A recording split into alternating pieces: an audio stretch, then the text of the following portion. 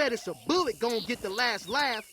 Welcome back to the channel, everyone. Today we have some more huge news to talk about. I'm sure you guys seen all the Armor King gameplay that was uploaded. It was a lot of it. I uploaded a breakdown of basically all of it on my channel, so you can watch it all in like a 10-minute video. But in this video, we're going to talk about some of the other things that were announced just very recently. One of those things is the character Miary. Hopefully I pronounced the name properly. But here we have this new render of what the character looks like. She looks cool. Her face still looks a little bit generic.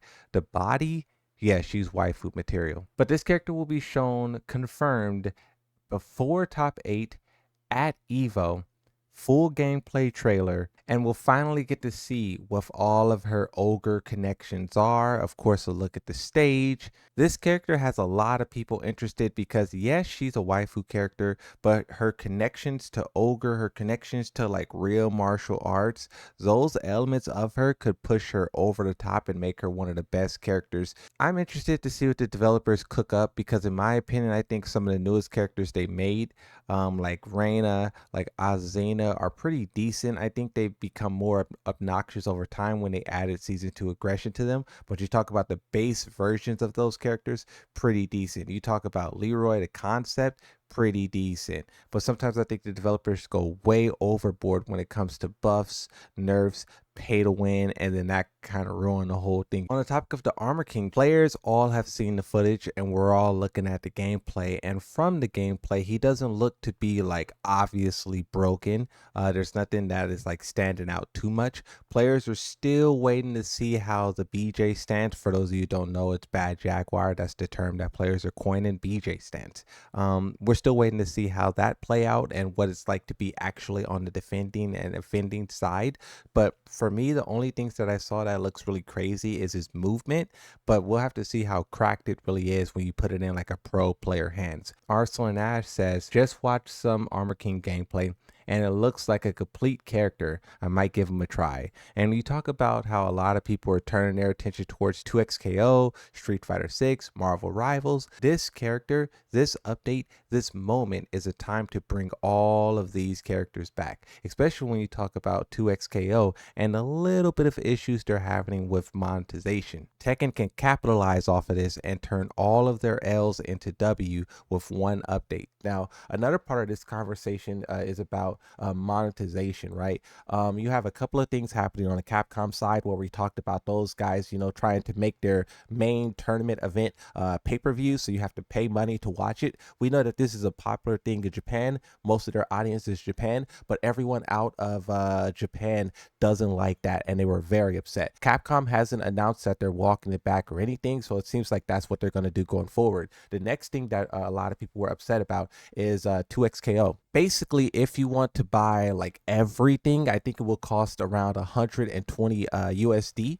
So a lot of people are very upset by that because where did the days of spending like 60 bucks on a game go? I know fighting games are working with like bare bones budget and like, you know, this game spent many years in development, so they want to make that money back. But when you just talk about the endless paywalls, players are kind of getting fed up by it. And this, we're not just talking about like random players, like random chalk eaters. We're talking about like this is reaching the highest levels. You have Junia, one of the most respected in the entire FGC. Junia says you will pay $200 to purchase the game plus all DLC.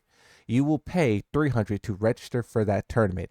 You will pay $60 to watch that Capcom Cup. You will pay $120 for those 2K XO skins, no exceptions. Now, obviously, this is like him being sarcastic. He obviously doesn't like that the players are being charged this much. I was speaking with like the pros and whatnot on Mike Hollow's stream, and they were talking about how at one point you were able to spend 40 bucks and go to a tournament. So now that price is all the way up to $3.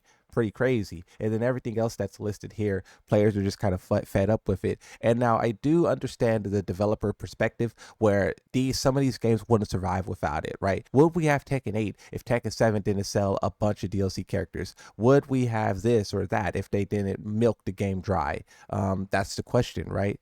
This is why I wonder what Virtual Fighter will do, because a lot of people are looking at Virtual Fighter, 2XKO, Token as the answer. But the more and more these games release, we see it's more of the same in terms of monetization. What I also think is really interesting, if you bring up the old quote from Harada, and this kind of just shows you how time change and it can also change in a heartbeat. For those of you who know, there was a collaboration game between Street Fighter and Tekken. It was called Street Fighter Cross Tekken. It was bringing all the Tekken characters into Street Fighter. There was a plan, there was an idea to do the same thing, but this time pull all the Street Fighter characters into Tekken. That game probably will never see the light of day. Harada's talking about just sharing everything that they have so the players can see at least like concepts and whatnot, but that game probably will never come to fruition. But one thing that happened in that game's lifespan is that Capcom put a bunch of DLC characters locked on the physical disc.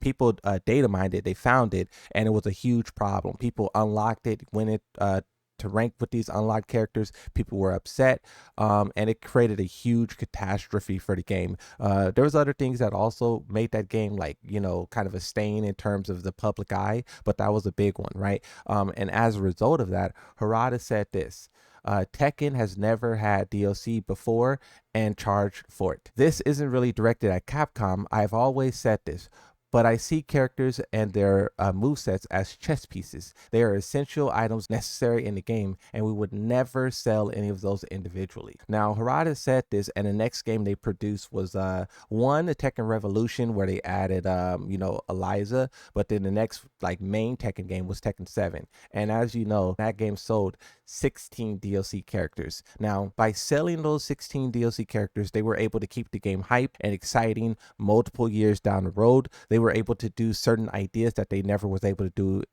beforehand. Like you talk about Lydia, a strong female warrior, a Wing Chun character. With DLC, once they get deep into the lifespan of the game, they're able to do some more crazy ideas that players been wanting for a very long time. But when you talk about early on in the game, this is where you see some of the most egregious things happening, right? Some of the fan favorites, core characters removed from the roster intentionally with the purpose of being sold. Because if you think about what Harada said about Tekken 7, he said that season 1 and 2 was guaranteed from the start. So from the start, they made the active decision, one, to have Geese and Noctis, but then two, to move Armor King, Julia, Marduk, Anna, and Lee is DLC. That was done from the start, right? And then if you look at Tekken 8 and what characters are missing again, it's those characters. So when you talk, that's kind of like the annoying, greedy, predatory side of monetization, and there's really no way of escaping it. The companies found out that players will pay for these characters on release, no questions asked, especially the popular ones. So this is just what